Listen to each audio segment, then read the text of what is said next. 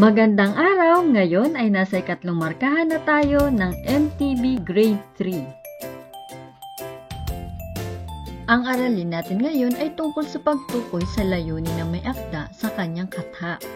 Halina't simulan na natin. Natutunan mo na sa nakarang aralin ang tungkol sa pandiwa. Ito ay ang salitang nagpapahiwatig ng kilos o gawa. Nagbabago ang anyo o gamit ito ayon sa aspekto. Ang mga ito ay naganap, nagaganap, o magkaganap. Magagamit mo ang pandiwa sa pagsusulat o pagkukwento ng mga karanasan na nangyari sa iyong buhay. Ngayon naman sa araling ito ay magbabasa ka ng iba't ibang akda. Uunawain mo ang nilalaman ng mga akdang gawa ng mga manunulat. Pag-iisipan mo kung ano ang dahilan o layunin na nakasaad sa mga ito.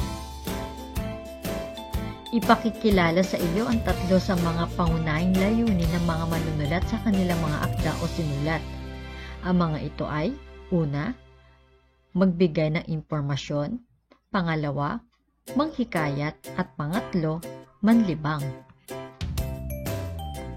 Pagkatapos ng araling ito, inaasahan na natutukoy mo ang layunin ng mga akda sa kanyang katha o isinulat. Bawat manunulat at akda ay may layunin o mensaheng naisiparating sa mambabasa. Naiiba ito ayon sa paksa o sa nilalaman ng katha o akda. Ang pagsulat ay pagsasalin sa papel o anumang kasangkapang gamit ang mga nabuong salita, simbolo, at ilustrasyon ng isang tao na may layuning maipahayag ang kanyang kaisipan. Halina't pag-aralan natin ang sumusunod na layunin na may akda sa tulong ng kahulugan at halimbawa nito. Ang una ay magbigay ng impormasyon. Ito ang layunin kung ang teksto, talata, sanaysay, talambuhay o kwento ay naglalayong makapagbigay ng karagdagang kaalaman o detalye. Kadalasang naglalahad ito ng pagpapaliwanag, mga halimbawa at pagtalakay sa paksa. Karamihan sa kanilang mga akda ay may aral na naisparating sa kanilang mga mambabasa. Narito ang isang halimbawa, mga sasakyan sa Pilipinas. Ang jeepney ay kilalang-kilalang uri ng transportasyong pampubliko sa ating bansa. Naging simbolo ito ng kultura ng Pilipinas sa buong mundo dahil sa kakaiba nitong yari.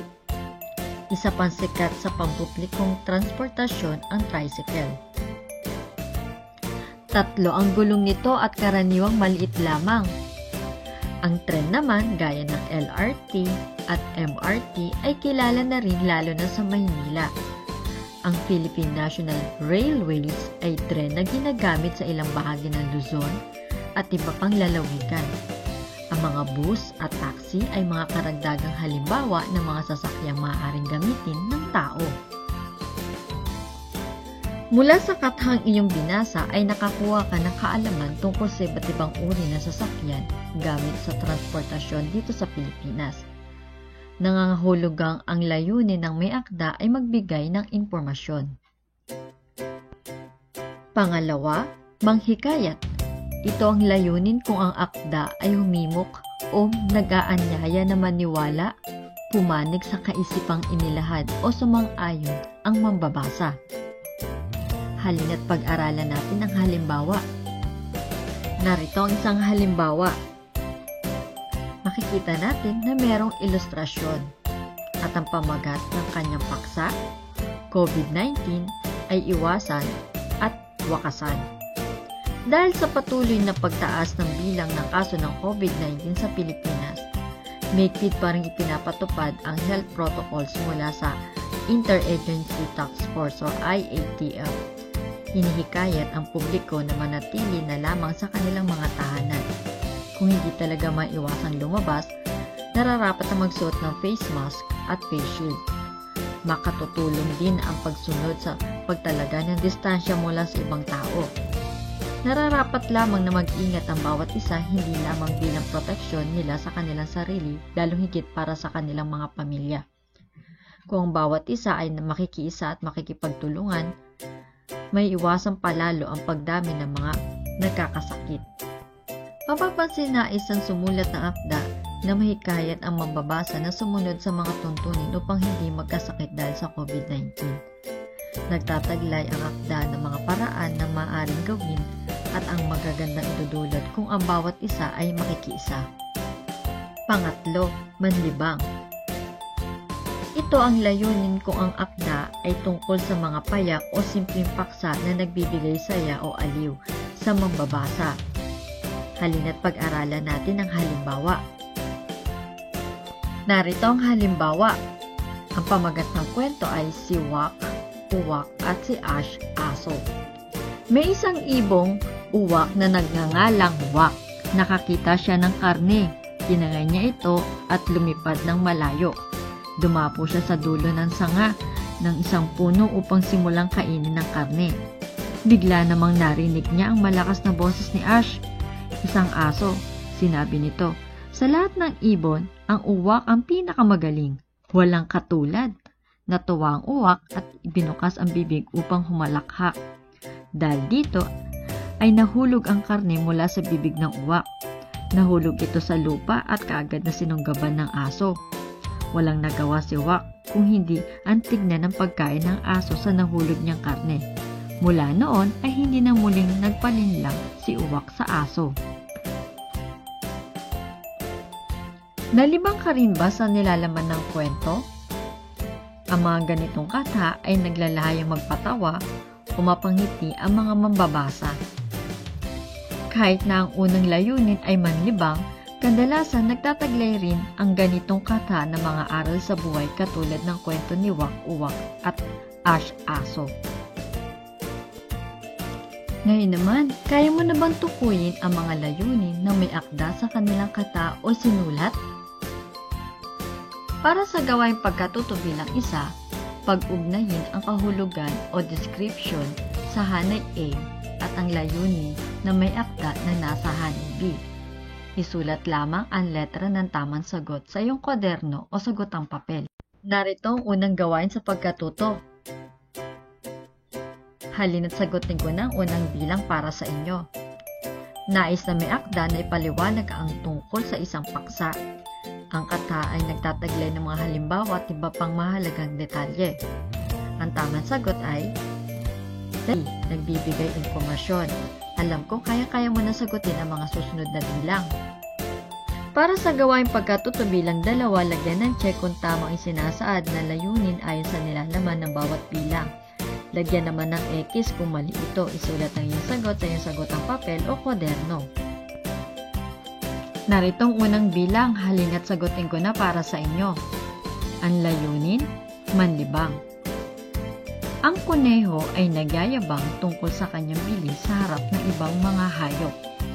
Nakipagkarera siya kay Pagong, ngunit natalo siya dahil nakatulog siya. Ito ay halimbawa ng layuning manlibang, tama o mali? Ang sagot ay tama. Ang layunin na may akda ay manlibang.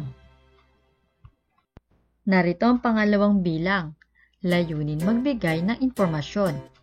Ang mga berdeng madahon at madilaw na gulay ay mayaman sa beta-carotene. Pinagmumulan ang mga ito ng vitamin C, iron, calcium, dietary fiber, folic acid at iba pa. Alam ko, kayang-kaya mo na itong sagutin. Pangatlo, layuning manghikayat. Narito ang mga hakbang sa pagluluto ng itlog. Una, ilagay ang itlog sa kaldero. Lagyan ito ng tubig at hayaang kumulo. Pagkaraan ng ilang minuto, hanguin ito at ihain. Para sa gawaing pagkatuto bilang 3, tukuyin ang mga layunin ng bawat akda o katha. Piliin ang sagot mula sa kahon. Isulat lamang ang letra ng tamang sagot sa iyong kwaderno o sagotang papel. Narito ang unang bilang. Paano nga ba ginagawa ang banga o palayok? Ang mga ito ay ginagawa sa pamamagitan ng paghahalo ng luwad o clay at tubig. Sinasamahan din ito ng pampatibay tulad ng buhangin at tipa o balat ng palay. Hinuhulma ang palayok o banga sa gustong hugis gamit ang putter wheel. Ang nahulmang luwad ay pinapasok sa isang hurno na may init na humigit kumulang na 900 degrees Celsius para mapatigas. Ang napatigas na banga ay maaari nang gamitin, subalit maaari din itong lagyan ng disenyo o palamuti. Narito naman ay ikalawang bilang. Inihiling ko sa inyong lahat na magtulong-tulong tayo para mapaunlad ang ating bansa. Sikapin natin magkaroon ng disiplina at iwasan ang pang-aabuso sa ating likas na yaman. Magtrabaho at magsikap tayong lahat, pahayag ng ating dating Pangulo. Isang araw, inutusan si Juan ng kanyang ina na bumili ng mga alimango mula sa palengke. Habang siya'y pauwi, nadaanan niya ang kanyang mga kaibigan na naliligo sa ilog. Dali-daling pinakawalan ni Juan ang mga alimango at inutusan ng mga itong mauna nang umuwi sa kanilang bahay. Kapag hinanap ako ni inay, pakisabi na naliligo lamang ako kasama ang aking mga kaibigan. Para sa gawaing pagkatuto bilang 4, tukuyin ang layuning iyon dapat gamitin ayon sa sitwasyon. Isulat ang sagot sa iyong kwaderno o sagot ang papel. Narito ang unang bilang. Nais mong ipaliwanag ang mga natutunan mong kaalaman tungkol sa COVID-19. Isusulat mo rin ang mga halimbawa ng mga paraan ng pag-iwas upang magkasakit. Para sa ikalawang bilang, napansin mo na ang ibang bata sa kapitbahay ay hindi binabasa ang module. Madalas silang naglalaro sa labas. Nais mong sumulat ng akda upang mas piliin nila ang mag-aral. Pangatlo, nalulungkot ang iyong kapatid dahil sa gusto-gusto na niyang lumabas, kagaya ng ginagawa niya dati. Dahil pinagbabawal pa ito ay madalas siyang nababagot. Nais mong sumulat ng akda upang mabawasan ang kanyang pagkainip at mapasaya rin siya. Para sa huling gawain ng araling ito, punan lamang ng tamang titik ang patlang upang mabuo ang salita. Natutunan mo ang araling ito na ang bawat blank ay may layunin. Ito ay maaaring ang magbigay ng impormasyon, manghikayat o manlibang. Mahalaga matutunan mo ang pagtukoy sa mga ito upang mas maunawaan mo ang mensaheng na-inspirative. Magagamit mo rin ang kaalamang ito sa pagsulat o pagpapahayag ng iyong kaisipan. Maraming salamat sa pakikinig. Nawa marami ka natutuhan sa araling ito. Maaari mo ring ibahagi ang iyong natutuhan sa iyong kaibigan o kakilala. Maraming salamat. Pagpalain ka ng Diyos.